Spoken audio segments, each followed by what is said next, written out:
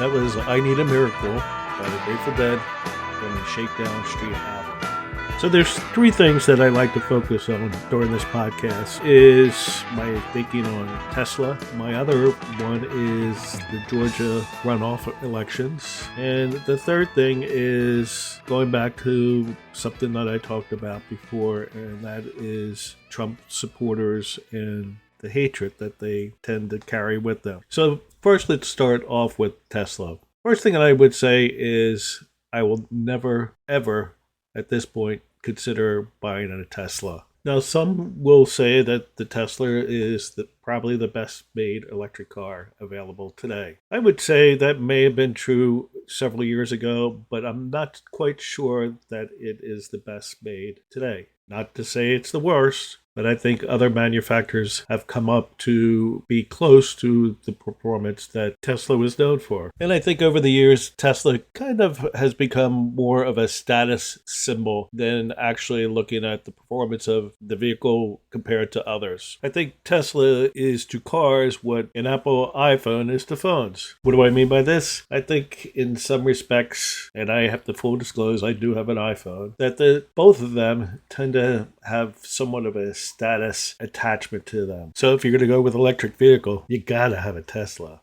And if you want a mobile phone, you just gotta have an Apple phone. So why am I down on Tesla?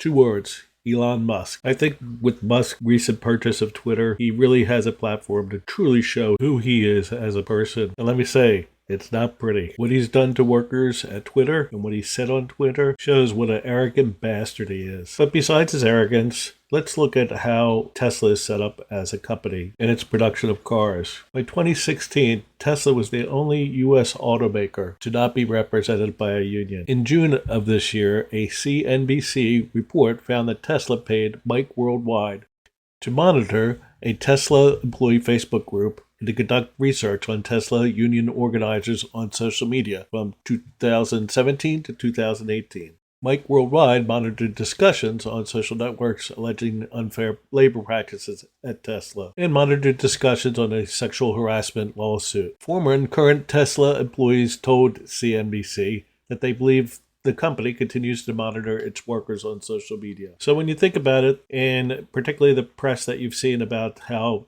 Elon Musk treated workers at Twitter once he became owner of Twitter, it's no surprise that you see the same thing regarding his treatment of workers at his Tesla plants. And this isn't even going into some of the support that he has for these right-wing fascists that he's allowed back on Twitter. So with this all being said, there is no way in the world that I would ever consider purchasing a Tesla. And for those that would say, oh, you probably never will buy an EUV at this time anyway. Full disclosure, bought one this summer. It was a Chevy Bolt EUV made by union workers. And I'd like to give a shout out to those at Starbucks, Apple, and Google who are attempting to unionize now. Back in September of 2020, I did a podcast talking about these so-called new age, high-tech, and social media companies in the way that they exploit workers.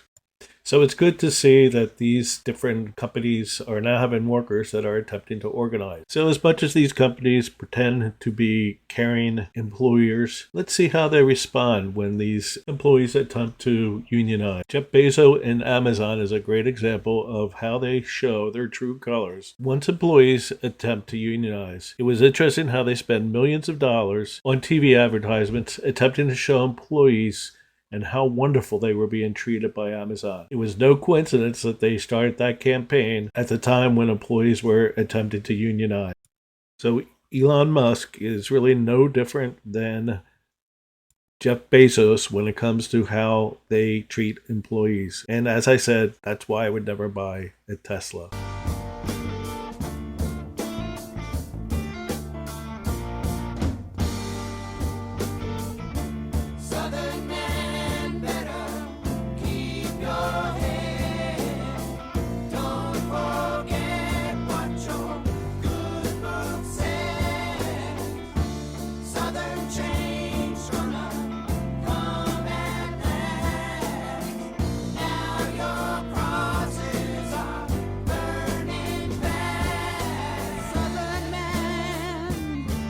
Moving on to the Georgia runoff elections, I was really happy to see that Raphael Warnock was able to win re-election. So that was the good news. The bad news was the number of people that voted for Herschel Walker. With all that was known about Herschel Walker, and just listening to him during the campaign, I just can't imagine who in their right mind would vote for Herschel Walker. One thing is I would say is if they had an R after their name, no matter what, there are going to be people that are going to vote because he's a Republican. The other reason I would guess is because Donald Trump.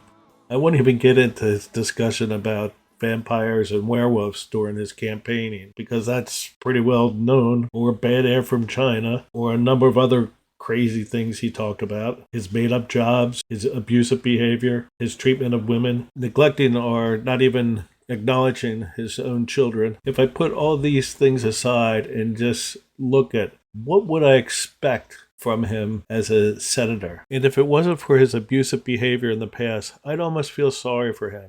What really pisses me off is how the Republican Party used this man. They had to know he was unfit to run as a senator, and yet there they were propping him up. It didn't matter how foolish he looked.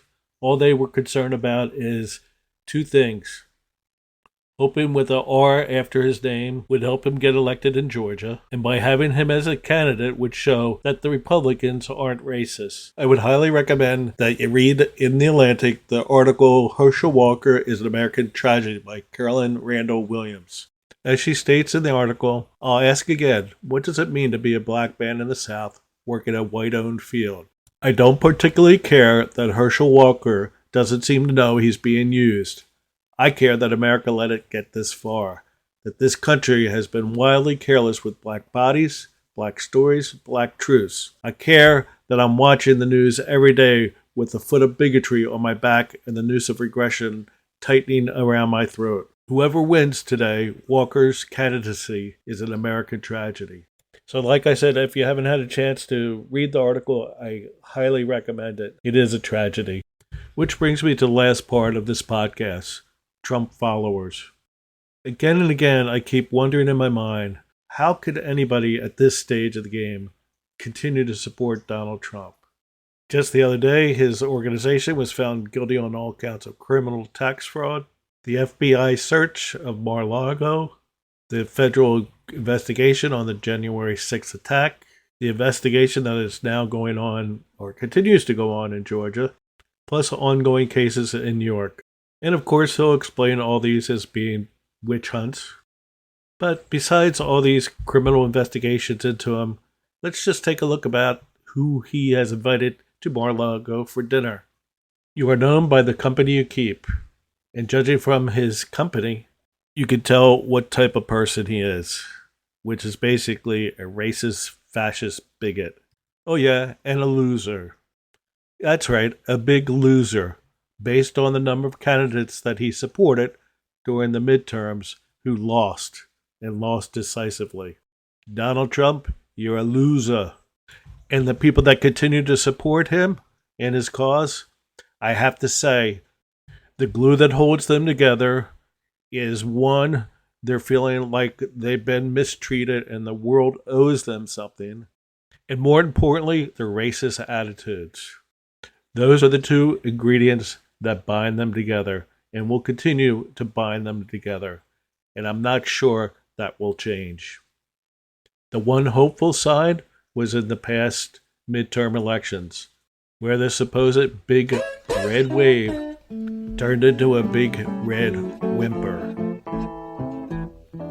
Well, I woke up this morning feeling round from my shoes.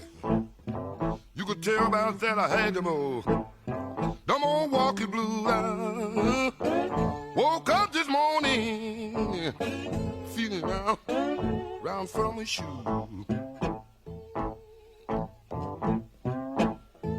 Well, you tell about that now, baby.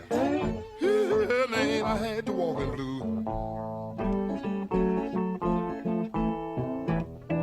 Hey, some people say to worry. Oh, blue ain't bad. That's the worst old feeling, you know I'm most ever had. Some people tell me that oh, blues ain't bad. Well, I was so feeling now, man, I most ever had.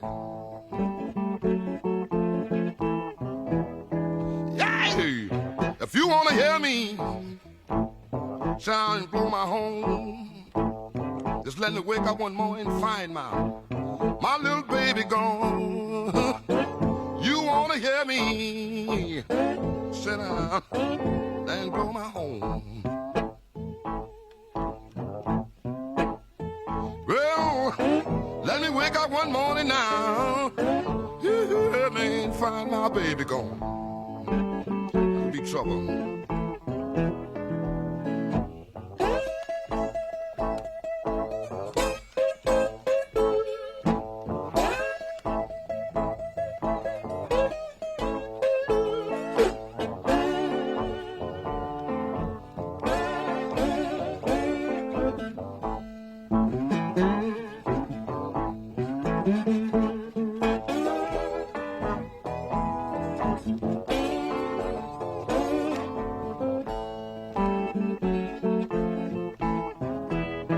Yay! Goodbye, baby, I ain't got no more to say. You know, like I've been telling you, you're gonna need my help. Goodbye, goodbye. I ain't got no more to say. I'll leave you. Well, just like I've been telling you now, man, you're gonna need my help.